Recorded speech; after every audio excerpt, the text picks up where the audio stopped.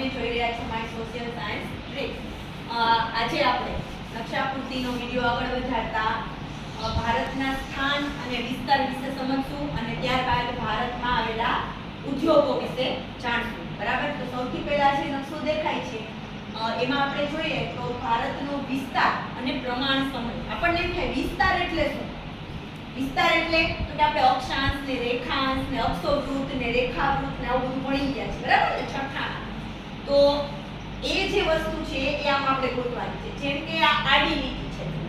આડી લીટી આ જેટલી દેખાય છે આ બધી આડી લીટી છે એ અક્ષાંશ છે અને આ જે ઊભી લીટીઓ છે એવી છે રેખાંશ. હવે એના આધારે આપણા ભારતનો જે વિસ્તાર છે એ નક્કી થયો છે. બરાબર? કઈ રીતે? તો કે ઉત્તરમાં 37.6 અને નીચે 8.4. એવી જ રીતે પૂર્વ પશ્ચિમમાં 58.7 અને 57.25. આ જે છે એ આપણા નકશાના આધારે વૈશ્વિક વિશ્વના નકશાના આધારે ભારતમાંથી જે અક્ષાંશ અને રેખાંશ પસાર થાય છે એના આધારે આપ્યા છે. પછી આ વચ્ચે કિલોમીટર રેખા છે. તો તમને એમ થતું છે કિલોમીટર છે ને લખેલા હશે કે ગુજરાતનો આ ભાગ જે તમને લીટી દેખાય છે ત્યાંથી લઈ અને અરુણાચલ પ્રદેશનો છેલ્લો ભાગ ત્યાં સુધીનો જે આપણો માર્ગ છે, રસ્તો જે છે એ છે ઈ 2933 કિલોમીટર થાય છે. બરાબર? આટલો છે.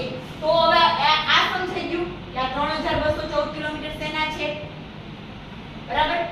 ઉત્તરમાં કાશ્મીર થી લઈ અને નીચે છે કયા દક્ષિણમાં કન્યાકુમારી સુધી જે વિસ્તાર આવે છે તેના કિલોમીટર છે 3214 કિલોમીટર.